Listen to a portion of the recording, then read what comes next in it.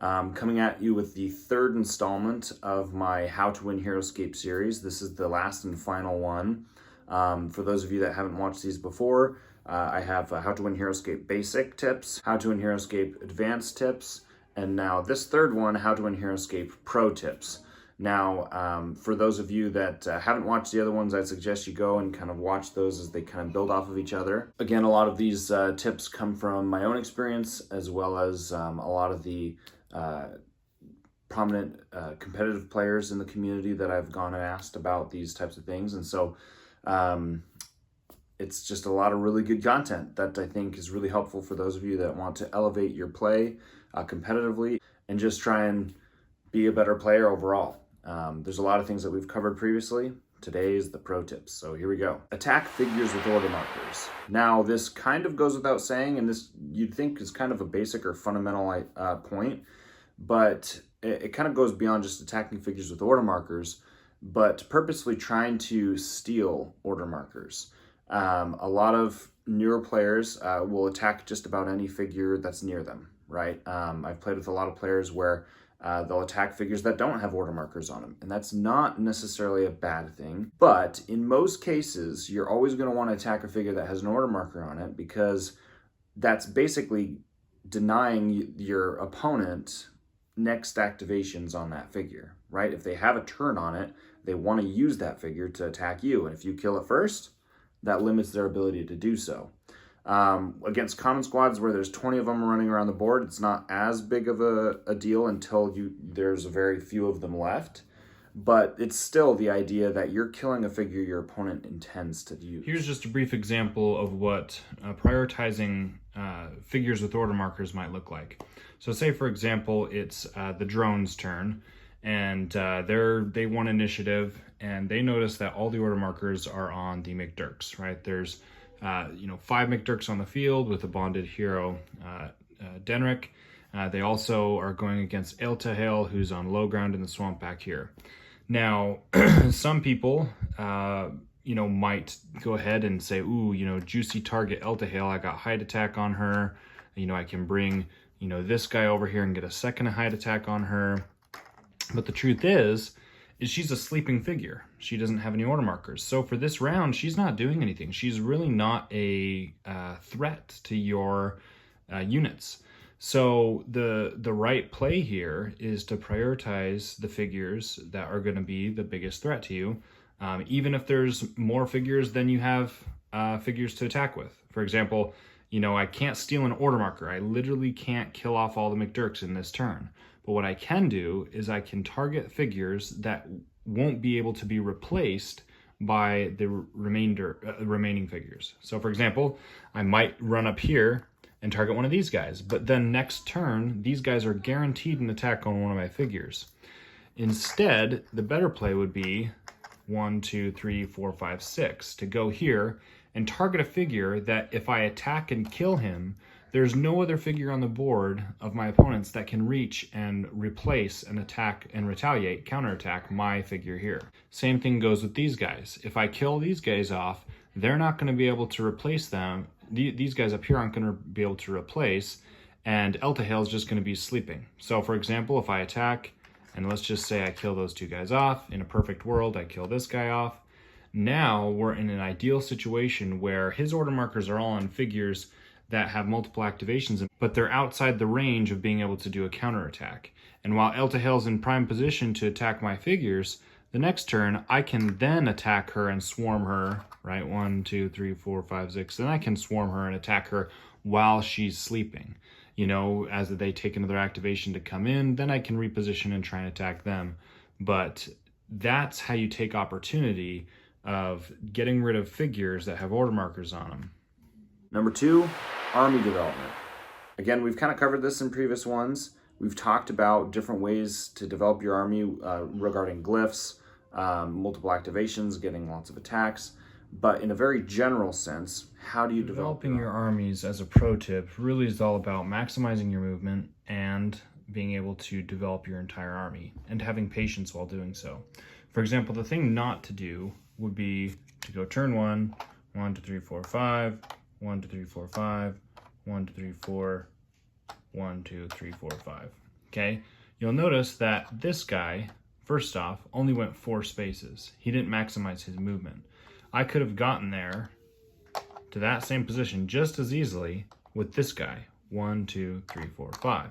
I maximized the 5 movement with all of these guys, even though the position of the same guy ended up being the same spot. But the difference there is that a closer guy is going to be able to now maximize his movement later by getting to a further spot. And that's a very subtle, very, very subtle difference. But I see it all the time in newer players especially, but even experienced players like myself. I don't always perfectly do it. I admit that. You'll see it in plenty of my videos. But that's something that over the course of an entire game really does make a difference, especially in early development when you're trying to move your entire army.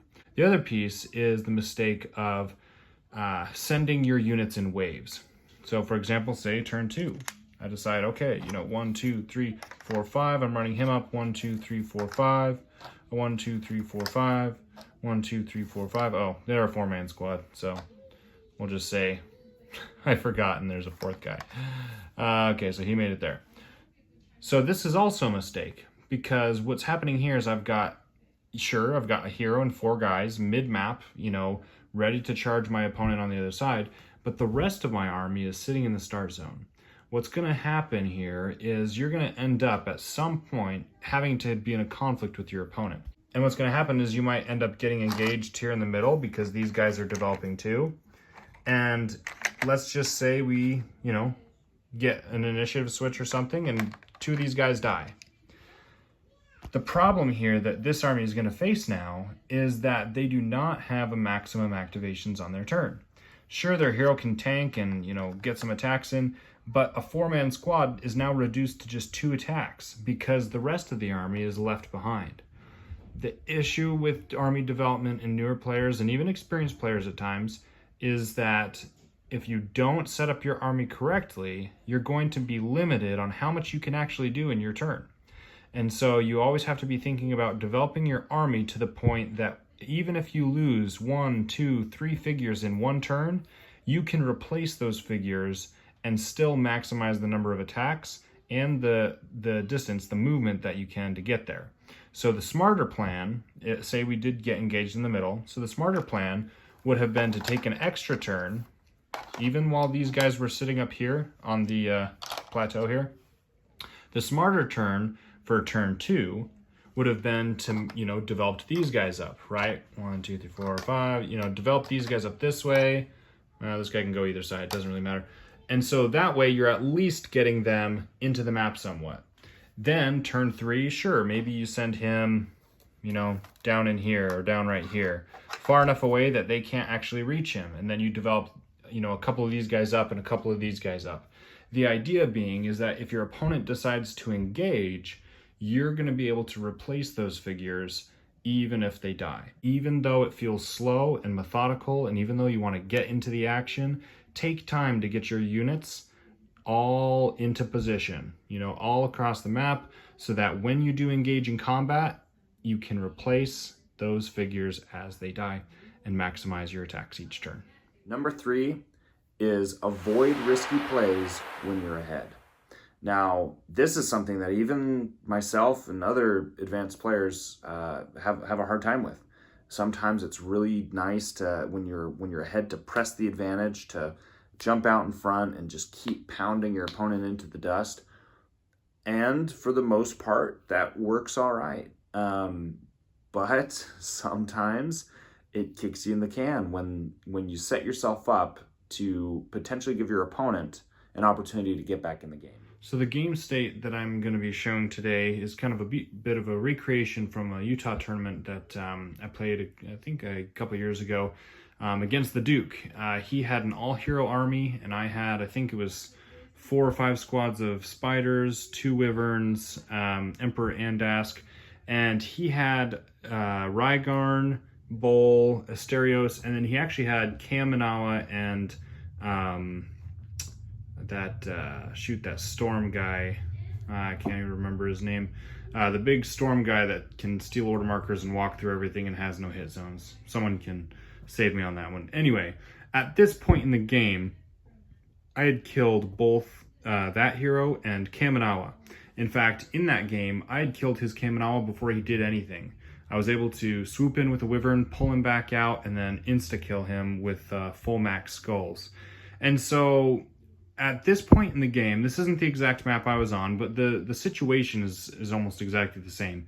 He had led out with that hero and Kaminawa into the middle of the map, and I had killed them off, and the rest of his army was in the start zone. And I had map control. I think I only put 2 squads of spiders, but I think I even had 3 squads of spiders left at that point. I was looking pretty good. Now I had lost a Wyvern to still can't remember the name. I had lost a Wyvern to that hero, but you know, taking out 2 heroes to my 1, I felt pretty good. I had a full life Wyvern. I think Emperor Andask might have had a couple wounds as well at that point, but I was on height and I was looking great. He was sitting in the start zone, and I knew that Asterios was strong, but I failed to fully grasp just how detrimental it would be if Asterios in the end game was lined up against my spiders. Because Asterios has 3 defense, but he gets +3 defense when defending against common figures. So an end state where my spiders have to fight Asterios is basically an auto lose. I mean, they get 2 attack versus his 6 defense, and I think, 6 life. So, yeah, if you want to see his card there, that explains it there. Not only that, he gets a special attack that's multiple attacks in 1 turn. So up to 3 times. 3 attack dice up to 3 times. So can he squish spiders? Absolutely. So really, even though I was in the lead and I felt really strong about my position, I failed to consider, if I lost my last Wyvern, what the game state would look like. And so what I ended up doing was saying, you know what? YOLO, I'm going to end this game right now. And I flew in my Wyvern all the way in here, boom, to get an initial attack on Asterios. Because I figured if I can get him, get wounds on him early, before he takes turns with him, and get him in a couple attacks, boom, I can just end this game right here. Because I still had, Emperor Andask, I still had spiders. But again, the purpose of this army was to use the Wyvern's ability in coordination with Emperor Andask. And I was too aggressive. And my order markers, I'm pretty sure, were actually this set. I had order markers 1, 2 spiders to bond with the Wyvern, and then I was going to, at the end of turn 3, bring up Lord Andask more into the map to about a position here, after which I was then going to advance with the Wyvern. Because if I advance with the Wyvern here and have some spiders, Emperor Andask's Aura of 4 can let me re-roll attacks during my turn on my opponents. But what I had done is place my order markers so that Emperor Andask was going last. And I got too hasty. On turns 1 and 2, I was just like, I want to bring up my Wyvern. I don't want to just sit back and do nothing. I don't want him to come into the map and kill a few figures while I'm waiting there. And so I did that. I took turn 1 and I said, oh, okay, I'm clearly leading. Let's just get some wounds on him. Turn 3, I'll bring up Andask, and then next round I'll get the bonuses and we'll finish things off. But I flew him up. He did, I think, maybe 1 wound. Might not have even done that. Asterios maxes out, and I blank or I block 1 or 2. So I got 2 wounds on the Wyvern, and I was sweating because I was like, man, if I disengage, I'm basically gonna kill off my Wyvern. So I stay there and decide, okay, cut my losses, take turn 2 with the Wyvern, and I am bringing up spiders at this point, but I figured cut my losses and just attack again. I attack again, nothing happens. I might have gotten another wound, but nothing substantial. And that after which then he actually does kill my Wyvern. I've only gotten about 2 wounds on Asterios, after which I've lost my hero killer, my main hero that is going to help me finish out this game. And it was at that point that I sat there and thought to myself, I made a mistake, right? I allowed and gave him the opportunity to get back in the game by extending myself, being too aggressive, and not recognizing the impact that losing that figure would have. It ended up being that, Asterios was able to clean up the spiders without too much effort. and ask gave him a run for his money, but at the end of the day, the heroes took the win because of that situation. Number 4 is number of attacks versus power of attacks. This is something that is hard to wrap your brain around. For example, when you look at Jotun, he's got 7 life, 8 attack dice, 4 defense. He's a monster, has cool abilities, can throw stuff. Really cool, fun unit. On his own, he is not hard to kill when you're playing with squads, right? He's actually quite easy to kill because when you're playing against heroes, the number of times you force your opponent to roll defense dice, the more likely it is that the defense is going to fail them, right? 4 defense on average is going to get a little more than just 1 shield, right? So statistically, if I've got 3 skulls, 3 or 4, attack dice that I'm rolling to attack a figure, I'm getting 1 to 2 skulls on average to attack a figure. So on average, I should be doing roughly 1 wound per turn, right? So when you think about that, it actually doesn't take very long to take a hero down with 3 or 4 attacks within a couple turns. But Jotun, who's got 8 attack dice, attacks 1 squad figure that has 2 defense. Even if he gets 6 skulls, he overkilled that squad figure by, 6 skulls maybe, right? So the attacks don't go as far for a single attack hero, usually. Whereas multiple attacks from squad figures is what makes Heroscape or Squadscape, sometimes as we call it, so powerful. And so when you're building a competitive army and you're thinking about how do I be effective in a game, you have to think about what units give you the most number of attacks and not necessarily the highest power of attack. So let's just say that the Maturks get to start with the initiative and attack a full life Wyvern. They get 4 attacks per turn. So say they get 4 attacks up on the Wyvern, and then the Wyvern kills 1 the next turn. They still get 4 attacks up on the Wyvern. Say the Wyvern kills 1 the next turn. They still get 3 attacks. So now we're up to 11 attacks. Say he kills 1 the next turn. Then they get 2 attacks. So 13 attacks. Say they kill 1 the next turn. And then say you get another attack. So 14 attacks. So the Wyvern could win the game within 5 attacks. Yes, but the McDurks with just 5 figures are going to be able to get up to 14 attacks on the Wyvern with 2 dice before the Wyvern can potentially finish out the game. That is incredible. 14 attacks. That's 28 dice. Okay, that's 28 dice that are being rolled up against the Wyvern total. Now, the Wyvern does get 4 dice. Well, 5, I guess, from height. So, it would take him 5 attacks to finish them all out. So the total dice there is, 5 times 5, 25. So when you think about it, he's got higher stats. So 4, 5 defense from height to the 2 attack, and it looks like he's a way better spot. But he's only got 4 health versus the 5 health of the McDurks. He does have 5 attack from height, but that's a total dice of 25 to the McDurk's 28 even if he kills 1 every turn, say they defend 1 turn.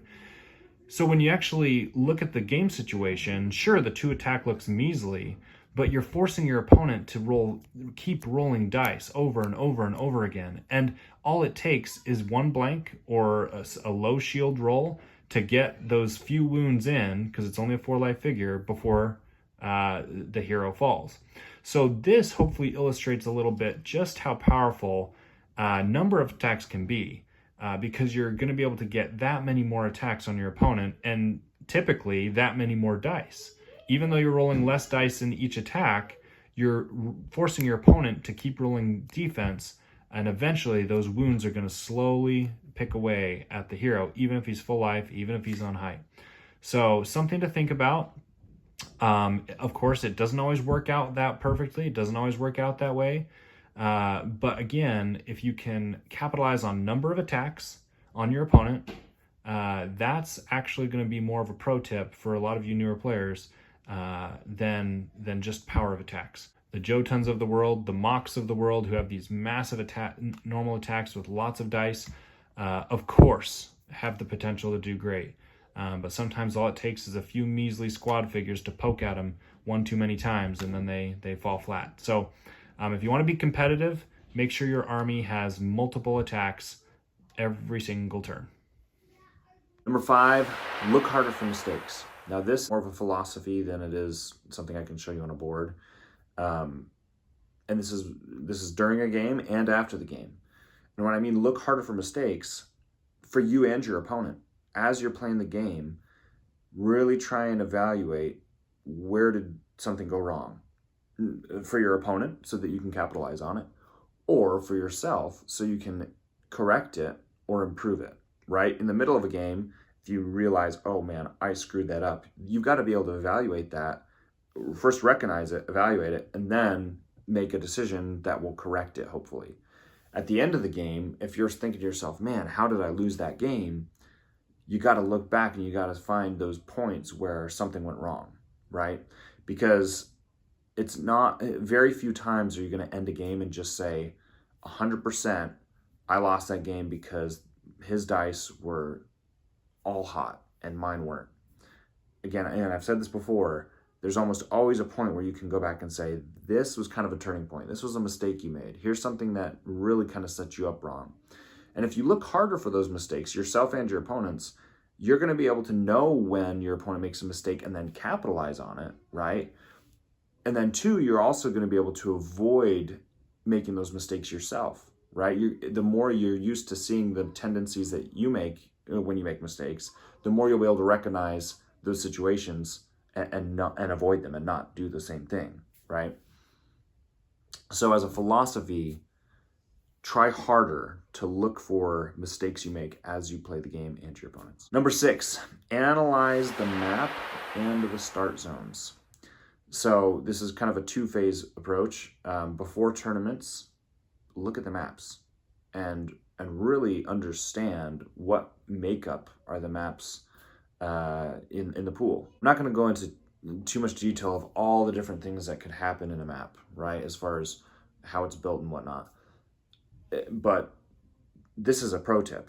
I mean, when you're thinking about playing a competitive game in a tournament or with someone online, the way to be competitive and to kind of prepare yourself is to evaluate the maps, to analyze them. The best players will spend lots of time looking at the map pool and the maps that they're going to play on, each one, knowing where the glyphs are, how far away those glyphs are from their start zone, how many turns it will take the units they're going to play with to get to those glyphs, where the height points are, are there really easy ways to move through the map? Are there really hard ways? Are there places where flyers or range units could camp out and, be really effective? I mean, these are all just things that you can consider when you're looking at a map. But analyzing the map and how it's going to affect your gameplay in the tournament is a huge pro tip, is being able to take the time to analyze the map. Start zones is more in-game when you're ready to play the game.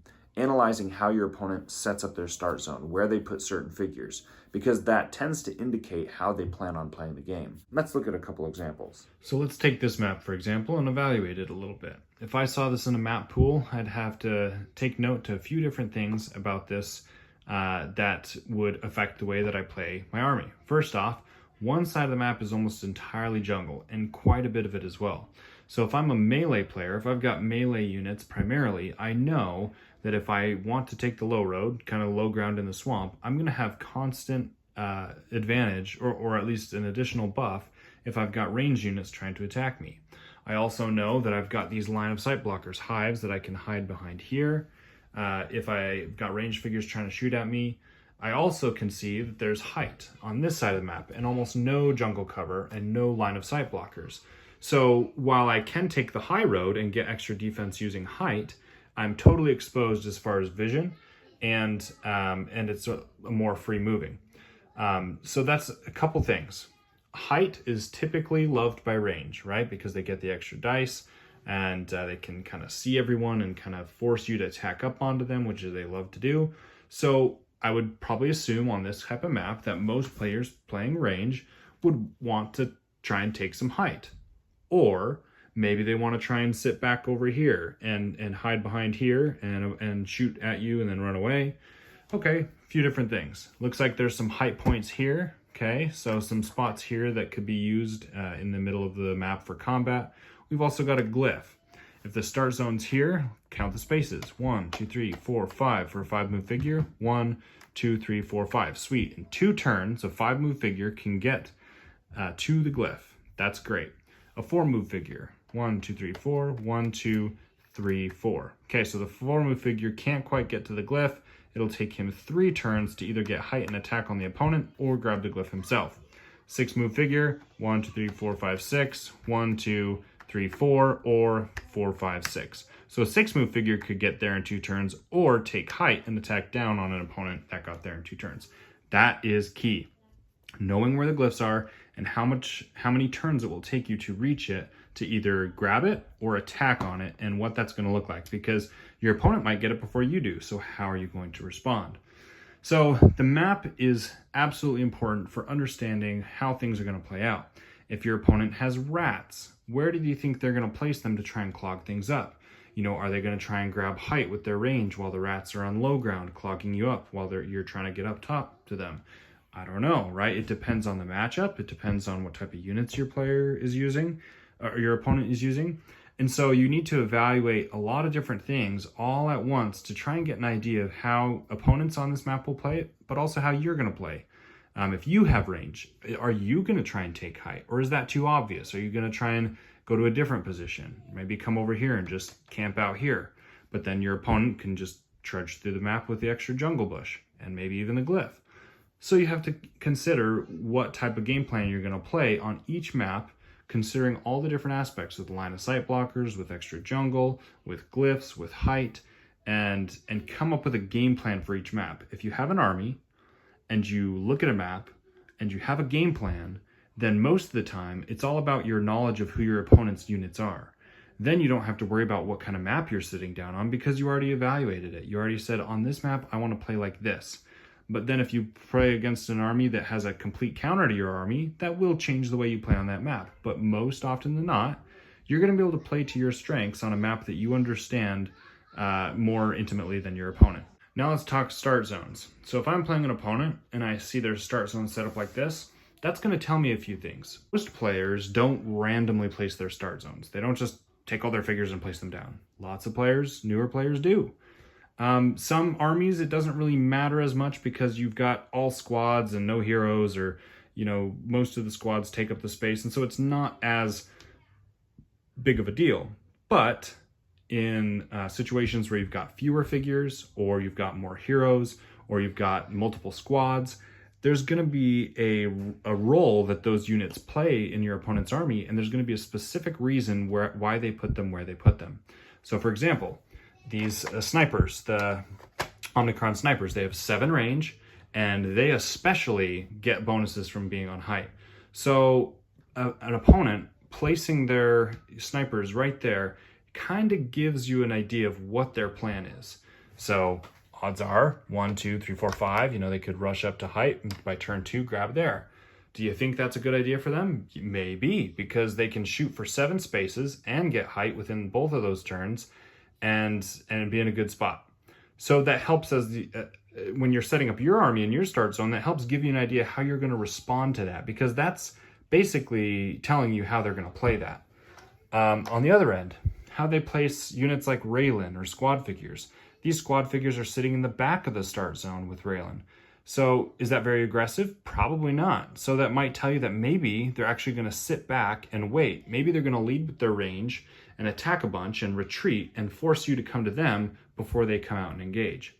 Or maybe they are up. Maybe they're all up against the start zone and Raylan is up.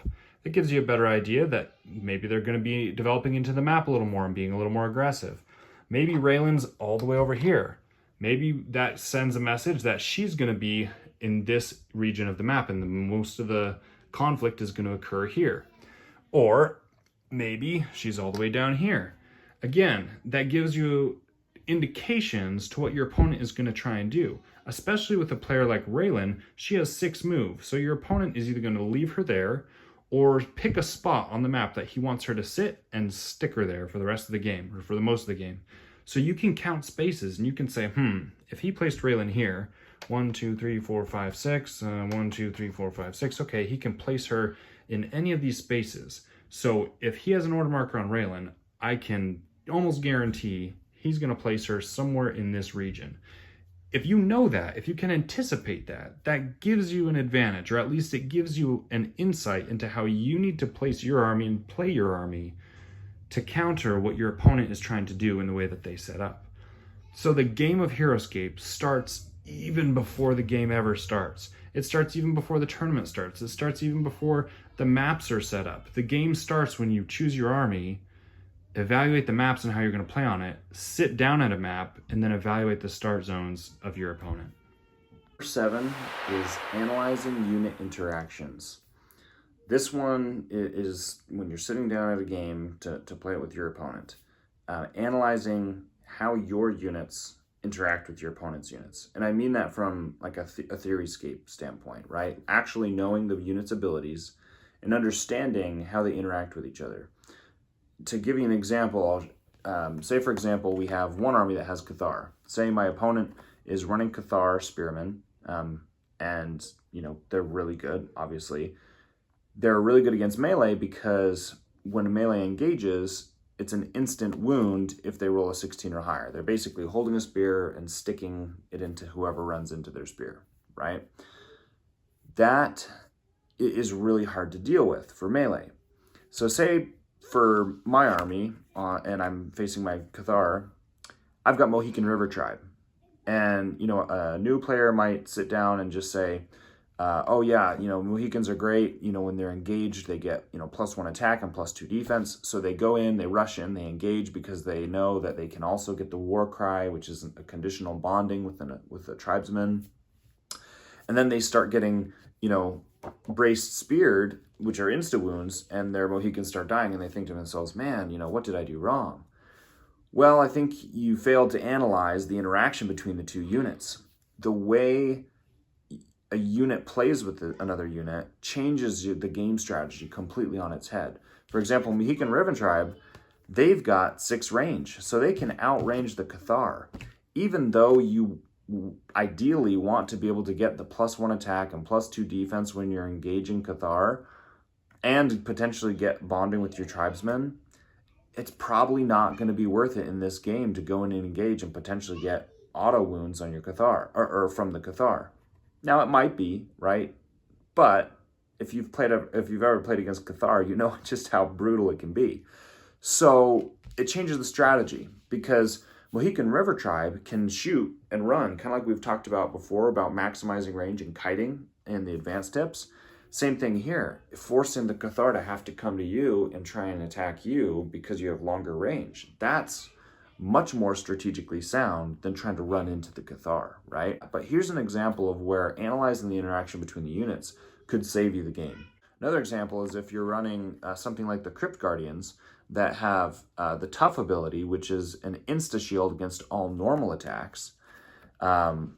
Most of the time, that's going to be amazing, right? You're going to be able to use that against majority of units you face. But say your opponent has Rakim, I don't really know the pronunciation, on the other side. Now, a new player might say, oh, sure, he gets triple attacks, but they're all normal attacks. Sweet, I've got an insta-shield against that.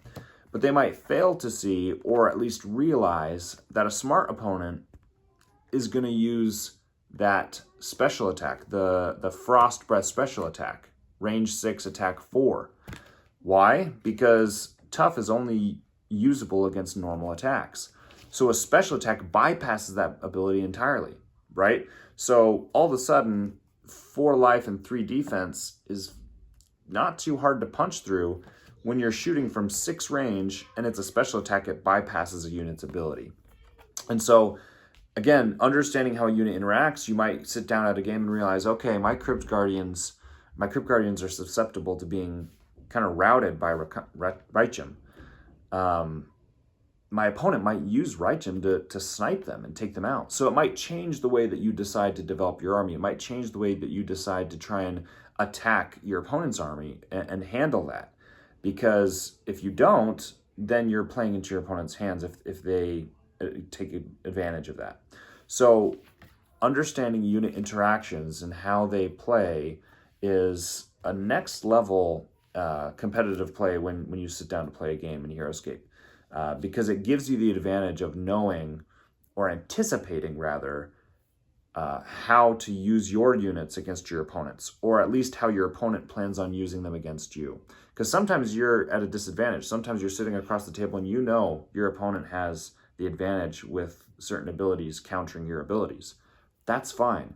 But if you understand that and you recognize that, it helps you at least strategize to account for that.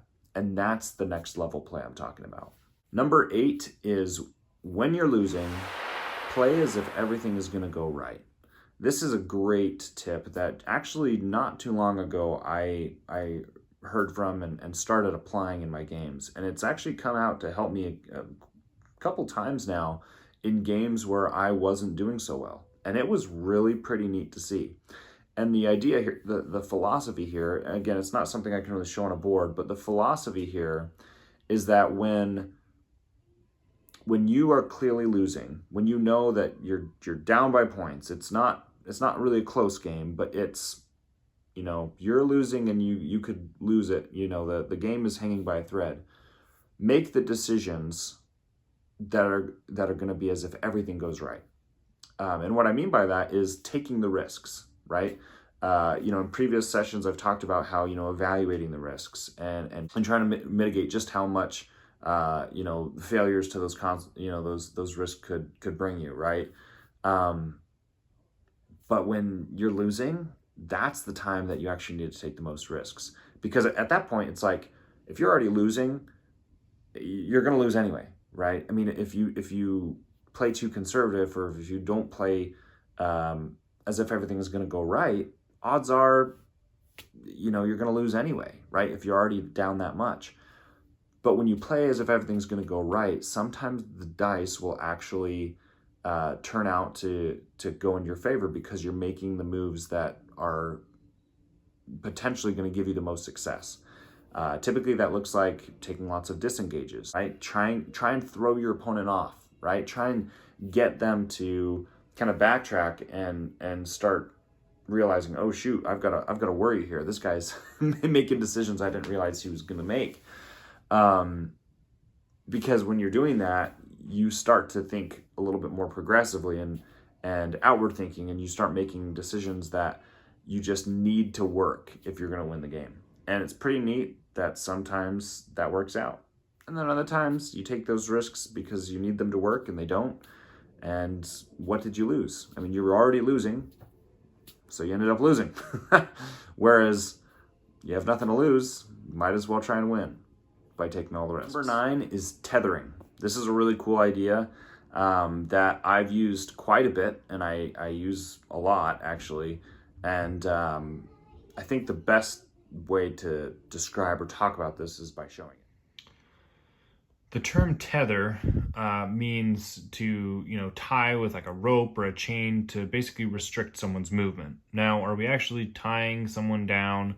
No, right?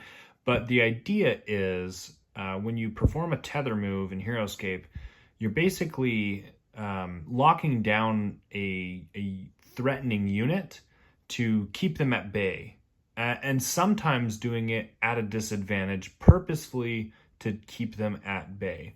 For example, here's a game state where you have McDurk Warriors. Now we know that they have the Highland Hero, we'll just say it's Denric, and say Denric has 1 life left. So these guys are pumping out, big attack dice on a regular basis.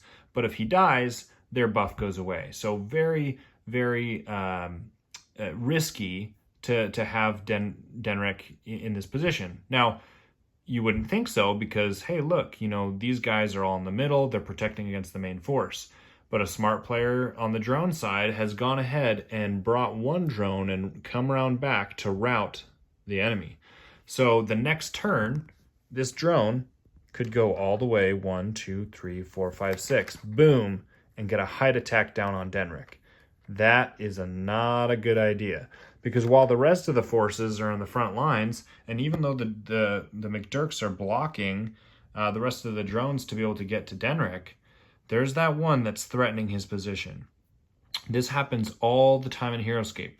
Good players will try to route an opponent to, go around an edge, or to have the main force engage one spot while they bring a few guys around the back to really force the opponent to think about how they want to play and defend against that.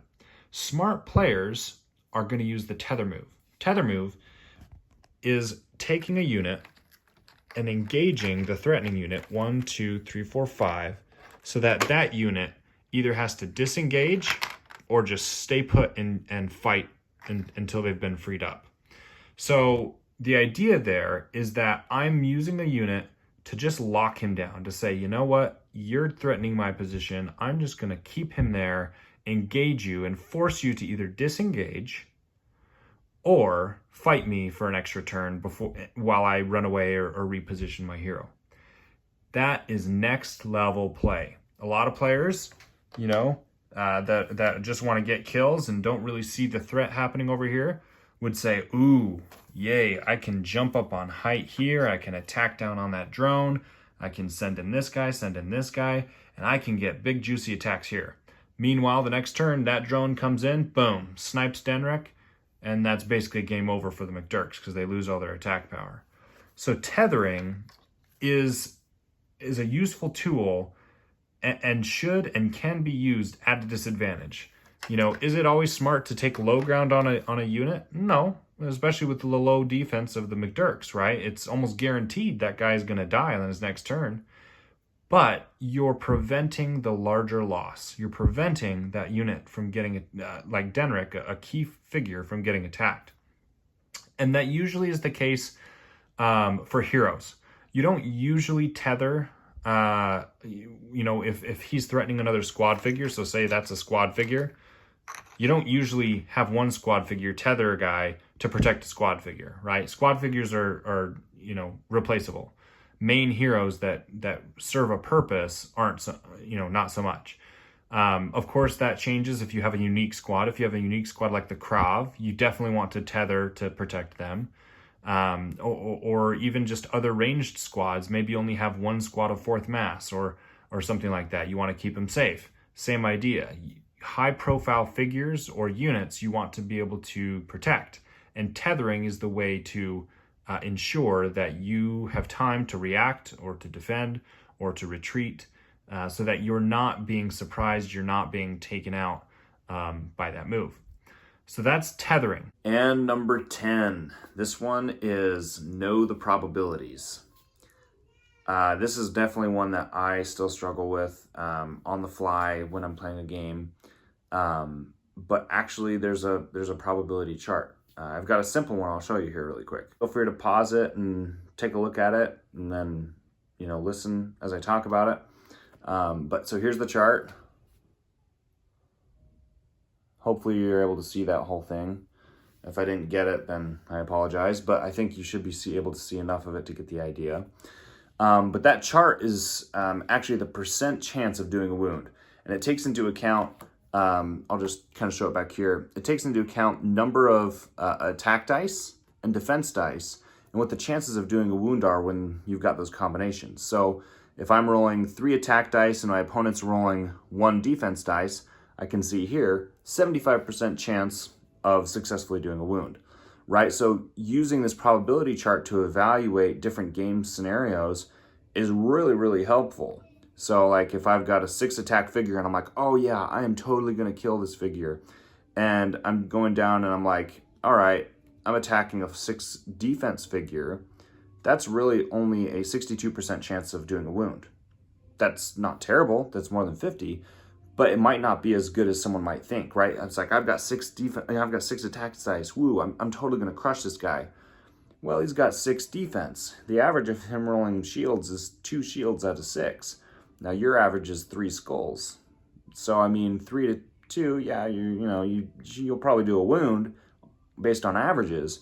But if you're really, like, planning on, smacking a figure good and getting lots of wounds or whatever, you have to consider the probabilities. Now, does that mean you don't make that decision? No, I'm not saying that, but you have to understand the probabilities in order to be able to make the best decision for you.